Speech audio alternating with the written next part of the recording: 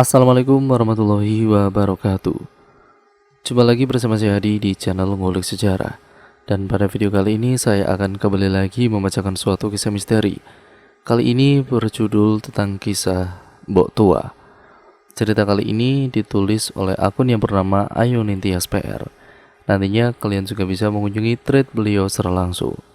Yuk, daripada kita lama-lama, daripada kita penasaran bagaimana kisahnya, mari kita langsung saja menuju ke ceritanya ya teman-teman. Perhatikan baik-baik karena ceritanya akan segera saya mulai.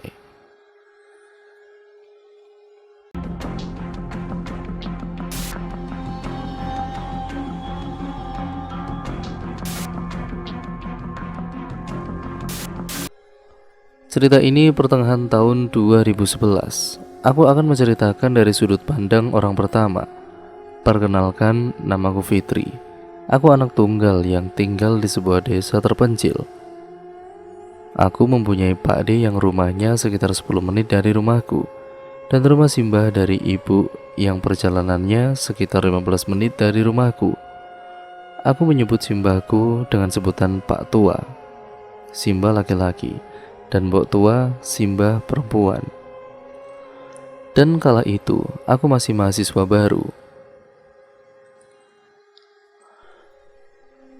Pak Tua dan juga Mbok Tua tidak mau tinggal bersamaku, begitupun dengan Pak Deku, karena katanya mereka masih sanggup untuk tinggal berdua. Di umur 62 tahun, Mbok Tua masih sangat cepat jika berjalan menuju sawah. Mungkin beliau punya ilmu sapi angin atau seperti angin. Begitulah. Pekerjaan Pak Tua dan juga Mbok Tua adalah seorang petani. Kalau pagi Mbok Tua menjual sayur-sayuran di pasar, dan jika sudah pulang dari sawah mereka berdua ngarit atau mencari rumput untuk sapi yang dipeliharanya. Seminggu sekali aku pasti ke rumah Pak Tua dan Mbok Tua untuk sekedar mengunjungi dan juga melepas rindu bersama mereka. Setiap kali ke sana aku selalu dimasakan ayam semur, dan itu makanan terenak yang pernah aku makan. Seriusan, rasanya itu enak banget. Rumah Pak Tua dan Mbok Tua itu berada di pinggir hutan. Ya, bisa dibilang itu hutan karena banyak pohon bambu, pohon besar, dan matahari sulit menyentuh tanah depan rumah. Suasana seperti itu membuat rumah mereka sangat singgup, jauh dari keramaian dan terkesan angker. Ya, memang angker. Kamar mandi berada di luar rumah yang jaraknya sekitar 300 meter. Untuk sampai di kamar mandi harus menuruni anak tangga. Bisa membayangkan rumah Pak Tua dan juga Mbok Tua. Kanan kiri, depan belakang banyak pohon besar. Rumah yang sangat tua dan hanya suara hewan yang menemani ketika malam hari.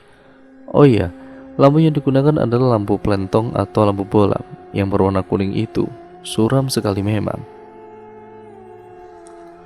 Di dalam silsilah keluarga ibu, sebenarnya ibuku mempunyai adik, tetapi meninggal waktu berumur 10 tahun karena panas. Kata ibu, dulu adiknya sakit panas dan panasnya sangat tinggi. Lalu mungkin tubuhnya tidak kuat dan akhirnya meninggal dunia. Nah, urutannya Pak Decono, Pak Deparmin, ibu, adik ibu yang meninggal, Widarti. Dan ada satu lagi adik ibu yang meninggal dalam kandungan atau misgram atau keguguran, namanya Serina. Jadi jumlah anak Mbok Tua itu ada 5, dan yang masih ada tinggal Pak Decono, Pak Deparmin, dan ibu. Cerita dimulai ketika aku akan semester 2. Jika ada sesuatu mengenai Pak Tua dan Mbok Tua, Pak Tua akan ke rumah tetangganya yang mempunyai HP lalu memintanya untuk menghubungi ibuku. Sekitar pukul 7 malam, aku harus pulang dari kampus dan ibu bilang kalau Mbok Tua itu sakit dan besok sore mau ke rumah mereka. Aku pun ikut, dan ini isi SMS-nya. Mbak Yatmi, yaitu nama ibuku, ini tadi Simba menyuruhku untuk SMS Anda. Katanya Simba Putri sakit. Anda disuruh untuk ke Karongan besok. SMS dari Pak Lek Tarjo. Pikiran ibu mungkin masuk angin atau terlalu lelah di sawah jadi sakit. Besok sorenya aku, ibu, dan bapak ke rumah Simba dan sedikit menanyakan keadaan Mbok Tua kepada Pak Tua. Pak, Simbok sakit apa, Pak? Tanya ibu kepada Pak Tua. Bagi yang belum tahu, simbok itu adalah sebutan untuk ibu untuk orang zaman dulu. Jadi ibuku menyebut Mbok Tua dengan sebutan simbok. Mau ke kamar mandi kemarin, terus jatuh pas mau turun. Kakinya sakit itu sekarang, jawab Pak Tua. Kecapean di sawah mungkin. Dibilangin sawahnya itu biar dikerjain orang, kok ngeyel bapak sama simbok itu. Udah di rumah aja, gak usah ke sawah, kata ibuku sedikit kesal. Lawongnya masih kuat kok, Ian. Biar buat kegiatan daripada di rumah gak ngapa-ngapain. Dah sana jenguk simbokmu. Dari tadi pagi tanya terus kok Yanti gak datang-datang. Pak Tua berusaha mengalihkan pembicaraan.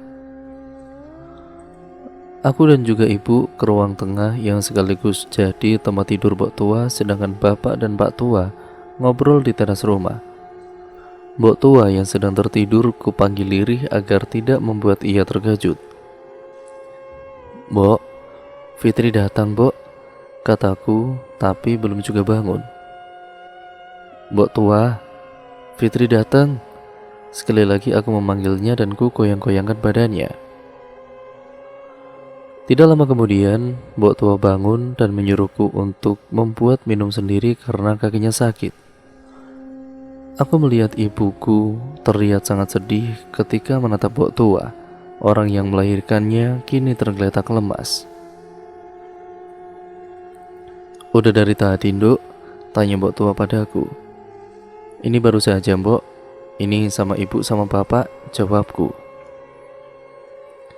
"Ya udah, sana buat minum sendiri yo.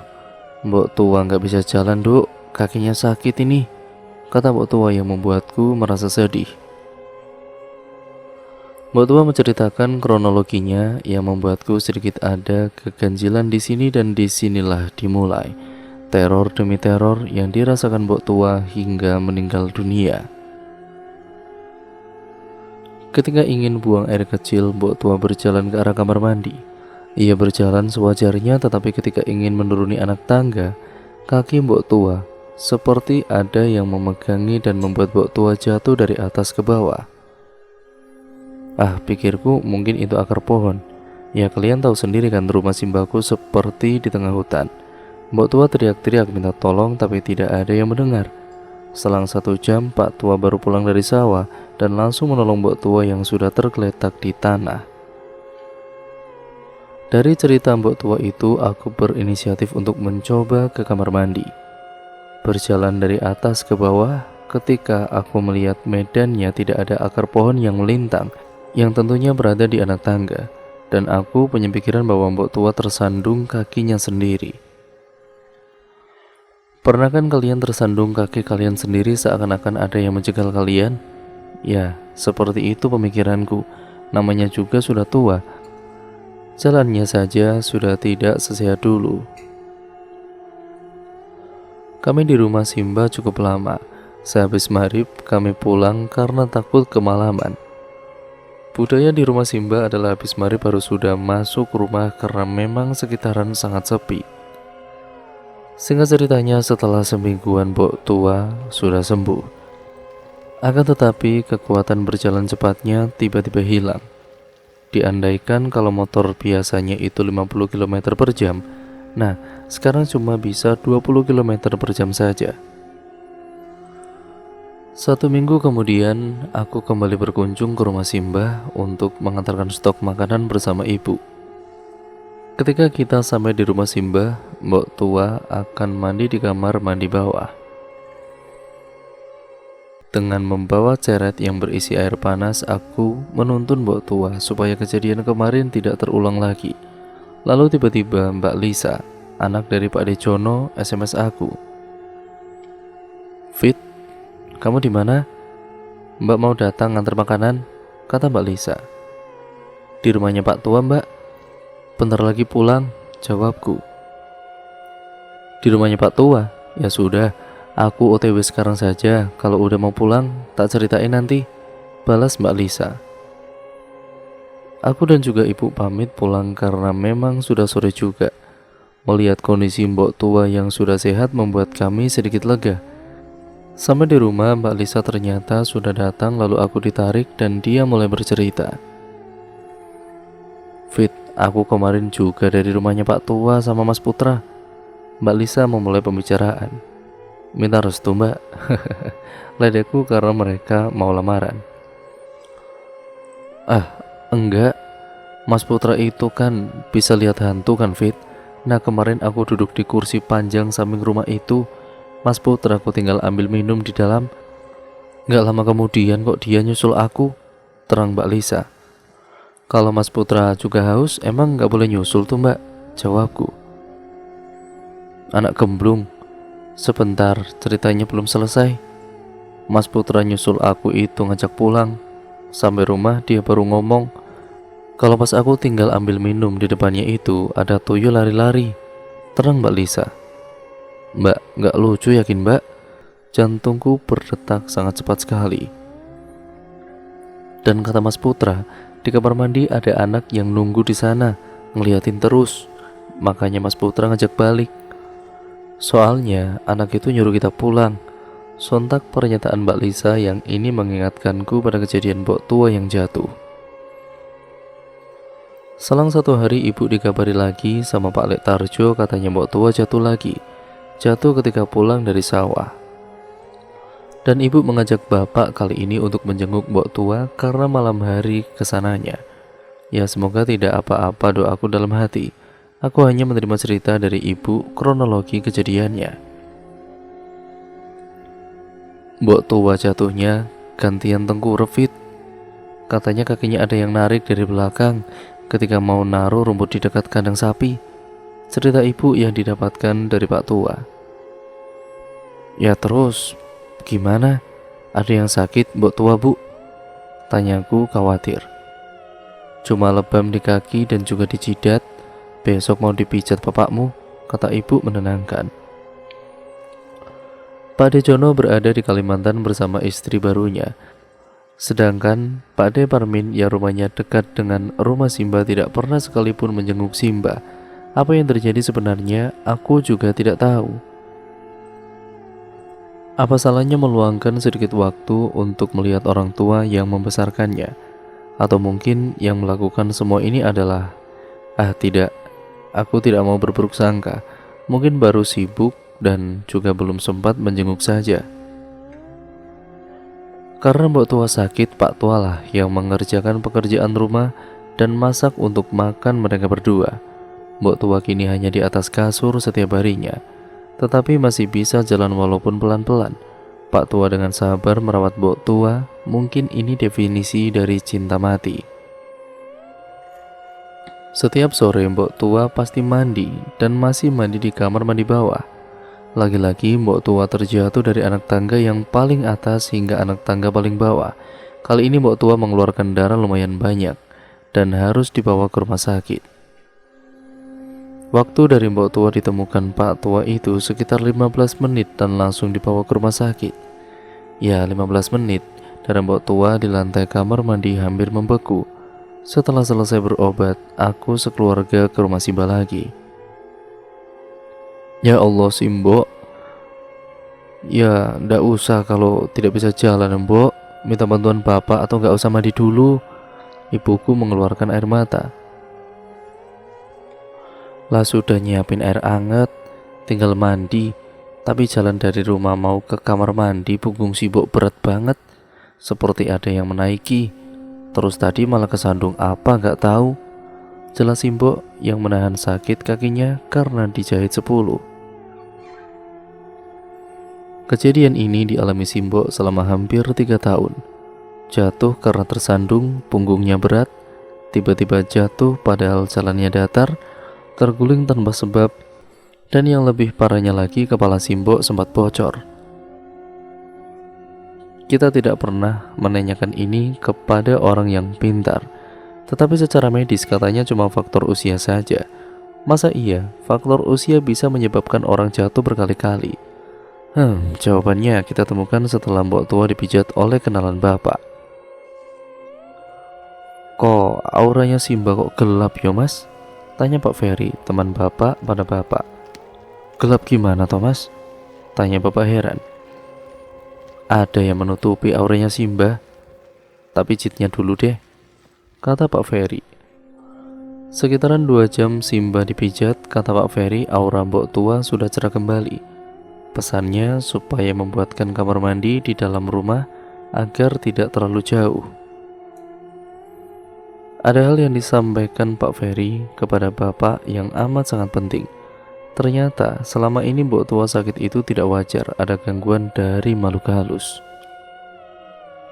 Mas, sebenarnya sakitnya Simba itu bukan karena sudah tua, tetapi ada 2 anak kecil yang mengikutinya dari dulu. Aku tidak tahu kenapa anak itu mengikuti dan kenapa gangguan Simba sampai sakit seperti ini. Penjelasan Pak Ferry membuat aku sekeluarga terkejut. Anak-anak, adikku. Tiba-tiba ibu mengeluarkan kata-kata itu. Adiknya jenengan? Adiknya Anda, Bu? Tanya Pak Ferry pada ibu. Iya, adikku. Adikku meninggal umur 10 tahun. Yang satunya Miss Kramas. Apa itu yang mengganggu Simbo selama 3 tahun? Tanya ibuku penasaran. Iya bener mbak. Yang satu sudah agak besar dan satunya masih kecil. Yang sukanya narik kaki itu yang besar, terus yang kecil sukanya minta gendong.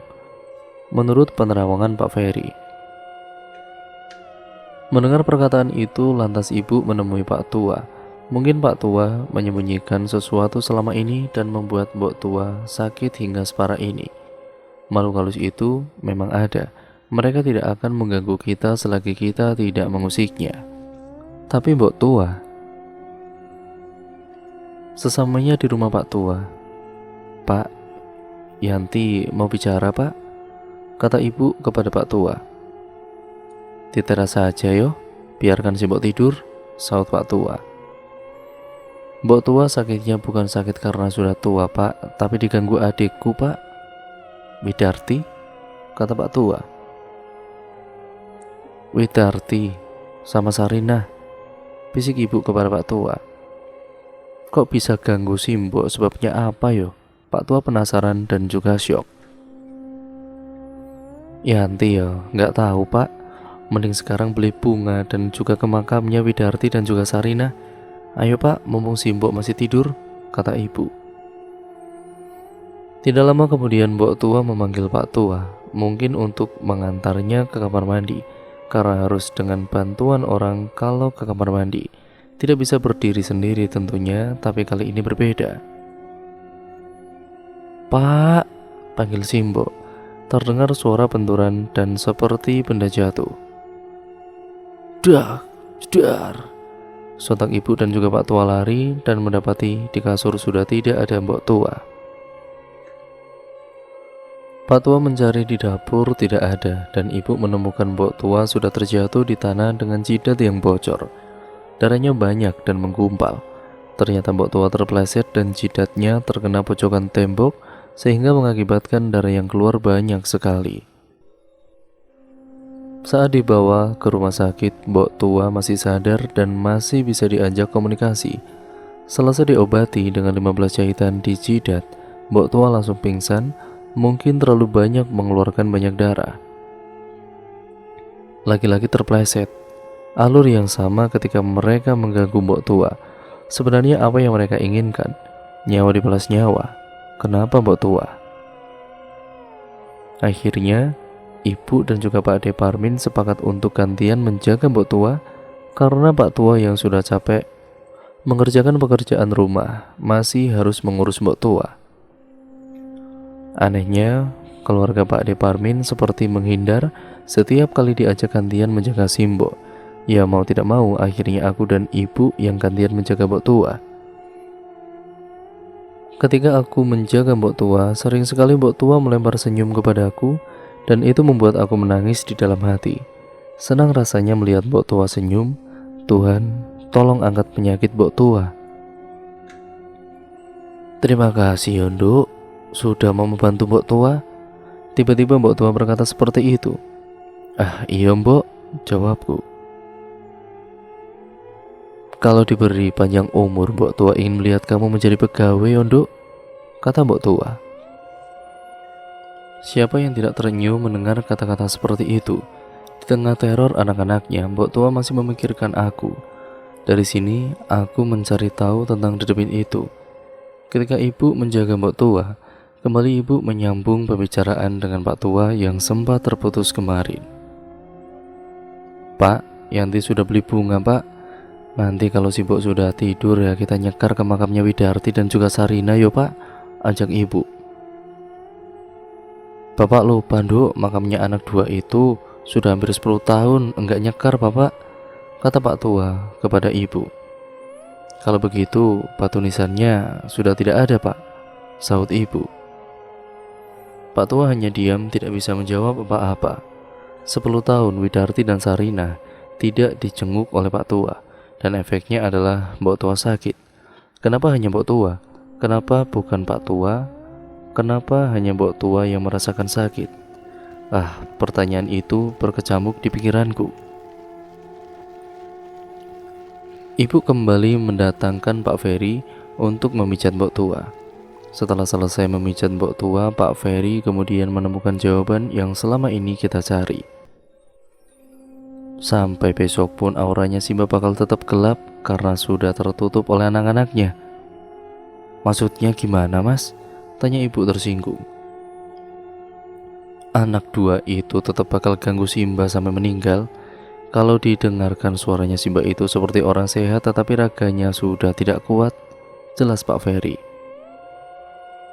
Ya karena apa, Mas? Dendam sama Simbo? Tanya ibu semakin penasaran. Karena Simba Kakung dan Simba Putri tidak mengurusi anak dua itu, mereka sakit hati dan marah. Dendam tidak pernah ditengok karena Simba Kakung dan Simba Putri tidak mengurusi anak dua itu. Mereka sakit hati, marah, dan dendam tidak pernah ditengok.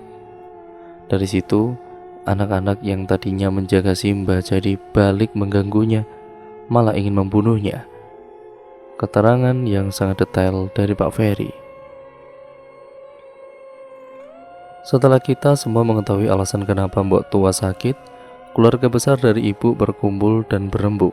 Hasil yang didapatkan adalah kita membuat batu nisan 2 dan kemudian diberi nama. Setiap hari kelahirannya atau weton anak-anak itu kita buatkan sesajen supaya tidak mengganggu. Semoga cara ini berhasil membuat Widarti dan Sarina berhenti mengganggu Mbok Tua. Dan kata Pak Ferry sebelum Mbok Tua meninggal, mereka tetap akan mengganggu dengan cara menggerogoti tubuh Mbok Tua. Sebelum sakit, Mbok Tua badannya cukup berisi. Setelah hampir 3 tahun sakit, kini sangat kurus dan ternyata itu ulah mereka juga.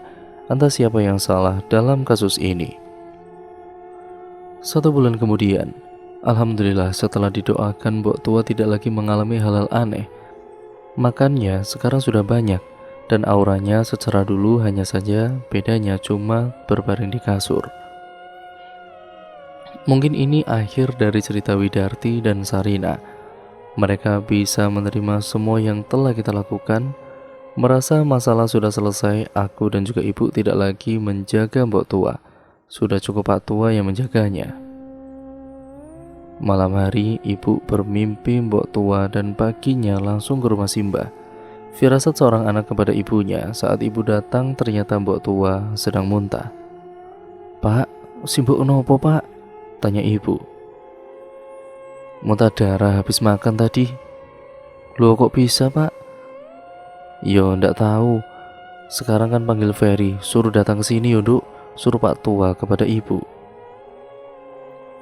Ibu harus keluar rumah agak jauh untuk mencari sinyal. Setelah mendapatkan sinyal, ibu menelepon Pak Ferry yang saat itu kebetulan sekali sedang memijat di rumah temannya.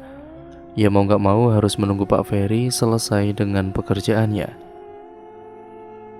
Situasi saat itu sangat rumit sekali. Mbok Tua muntah darah untuk yang kedua kali. Aku dan juga bapak dikabari ibu langsung ke rumah Simba untuk membantu sebisanya.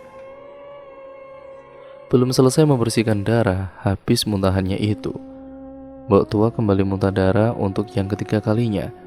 Aku yang sebenarnya lihat darah sekujur tubuhku ini lemas, akhirnya memberanikan diri untuk mengelap bibir mbok tua yang sudah berlumuran darah. Bapak kemudian mengambil tanah untuk menutupi darah yang ada di lantai, dan ibu mengelap bagian tubuh mbok tua yang terkena darah. Saat bapak menaruh tangannya di lantai, beliau melihat sesuatu di bawah kamar tidur Simbo. Bapak melihat jenglot. Ya, jenglot. Entah dari mana asalnya bapak tidak tahu. Mbok tua dan pak tua dari dulu memang sudah menyiapkan kain kafan di dalam lemarinya, dan kain kafan itu dipakai untuk menangkap jenglot. Dan pada saat itu juga si jenglot sialan ini langsung dibawa bapak ke pantai untuk dilabuh. Tinggal aku, ibu, dan pak tua yang ada di rumah. Kepergian jenglot itu juga menghentikan muntahan Simbo. Selang 1 jam Pak Ferry datang. Saya minta maaf baru kesini mbah. Gimana sih mbah? Udah gak apa-apa le. Ini tadi muntah-muntah tapi yang dimuntahkan jelas Pak Tua. Aku tidak tahu apa yang dilakukan Pak Tua dan Pak Ferry di dalam bersama Mbok Tua. Aku dan juga ibu mencari makanan untuk makan siang dan camilan untuk Pak Ferry. Setiap kali memijat Pak Ferry ini tidak mau dibayar dengan alasan ingin membantu Mbok Tua. Setelah pulang membeli makanan, Pak Tua berpesan kepada kami bahwa besok sore Mbok Tua akan diyasinkan. Diyasinkan? Apakah pertanda Mbok Tua sudah tidak bisa diselamatkan? Di hari yasinan aku tidak bisa hadir karena ada rapat di kampus. Setelah diyasinkan, kata ibu Mbok Tua hanya tidur. Makan yang biasanya banyak sekarang cuma sedikit. Malam selanjutnya kita akan menjenguk Mbok Tua lagi dan ibu berpesan kepadaku. Nanti kalau sudah sampai, Fitri minta maaf ya sama Mbok Tua, ucap ibu. Aku tidak mempunyai firasat apa-apa pada saat itu. Ia hanya mengikuti perintah ibu saja. Dimulai dengan ibu meminta maaf kepada Mbok Tua, bapak yang meminta maaf kepada Mbok Tua, dan yang terakhir aku. Aku mendekati Mbok Tua yang terbaring dengan badan kurus keringnya. Kupisingkan kalimat kepada Mbok Tua tepat di samping telinganya. Mbok Tua, Fitri minta maaf kalau Fitri ada salah ya Mbok, bisikku pada Mbok Tua. Iya. Hanya jawaban itu yang ku dapat dari beliau. Lalu Mbok Tua tersenyum dengan meneteskan air mata dan tangannya memegang pipiku. Sedih itu yang kurasakan. Karena lupa merawat anaknya yang sudah meninggal, Mbok Tua harus merasakan hal semacam ini. Mbok Tua juga sebenarnya tidak pernah lalai dalam menjalankan sholat 5 waktunya. Tapi mungkin ini yang sudah digariskan sama Tuhan. Kita pulang. Hari selanjutnya aku mengirim makanan untuk Pak Tua karena kami melarang Pak Tua memasak. Bukan apa-apa, biarkan Pak Tua istirahat dan makanan sudah ibu siapkan setiap harinya. Ini jadwalku mengantar makanan kepada Pak Tua dan sesamanya aku di sana hanya ada Mbok Tua. Mungkin Pak Tua sedang ngarit atau mencari rumput di sawah. Aku menyuapi Mbok Tua yang kalau itu makan lumayan banyak, sudah baikan pasti Mbok Tua pikirku. Kutunggu lumayan lama, tidak kunjung juga Pak Tua pulang. Karena aku juga ada rapat di kampus, aku berpamitan pulang sama Mbok Tua. Sesamanya di rumah, aku malah ketiduran karena capek. Tiba-tiba bapak membangunkanku perlahan dan berbisik kepadaku. Fit, bangun Fit, bisik bapak. Apa sih Pak? Ke rumah Mbok Tua sekarang. Mbok Tua meninggal, kata bapak. Mbok Tua meninggal? Fitri tadi habis dari sana Pak. Tak suapin ya masih mau makan banyak kok, kataku sambil menangis sejadi-jadinya. Ibu yang mengetahui kabar itu sudah ke rumah Simba duluan, sementara bapak menungguku untuk bersiap-siap. Bendera putih, tenda, dan banyak kursi persis berada di depan rumah Simbaku, hal yang paling tidak ingin aku temui di kehidupanku. Mbok Tua meninggal dunia dengan gangguan anaknya sendiri, mengganggu jiwanya dan menggerogoti raganya. Kami ikhlas, Malamnya diadakan tahlilan dan berjalan selama 3 hari, dan di situ pengakuan Pak Tua kepada kami. Terakhir kali Ferry kesini, Ferry menyuruh Bapak untuk memandikan Mbok Tua dengan pelepah pisang, dan setelah dimandikan terus disuruh untuk meyasinkan. Bapak tidak menyampaikan ini denganmu, nanti kamu kepikiran. Ferry juga berbicara, kalau setelah diyasinkan, kalau si Mbok sembuh, ya sembuh. Kalau meninggal, ya semoga dilancarkan jalannya. Jelas Pak Tua. Kalian tahu kan, kalau orang meninggal itu dimandikan dengan alas pelepah pisang, dan Pak Tua memandikan Mbok Tua yang masih hidup dengan alas pelepah pisang. Mbok Tua disucikan sebelum meninggal. Terus Widarti dengan Sarina sekarang? Tanya ibu. Bocah dua itu senang si mbokmu sudah meninggal. Widarti dan Sarina tetap bakal ada di rumah ini sampai kapanpun. Yang membuat si mbok muntah-muntah juga kedua anak itu. Jenglot yang ditemukan suamimu itu memang sudah lama ada di sana. Jadi bukan jenglot itu yang menyebabkan si mbok sakit, tetapi anak-anak itu. Jelas Pak Tua. Iya, jadi jangan setelah sepeninggalan si Mbok Tua ini, Pak Tua hidup di rumah seorang diri dan sempat jatuh seperti Mbok Tua dulu. Kami sekeluarga khawatir anak-anak nakal itu gantian mengganggu Pak Tua. Dengan bujuknya akhirnya Pak Tua ikut dengan kami. Setiap sebulan sekali Pak Tua di rumah membuat momong 3 dan membakar menyan untuk mengirim doa kepada Mbok Tua, Widarti, dan Sarina. Dan jika ada kesempatan Pak Tua pasti menyempatkan untuk nyekar di makam ketiganya. Pesan dari thread ini adalah, kalaupun sanak saudara kita ada yang meninggal, bukan berarti kita melupakannya.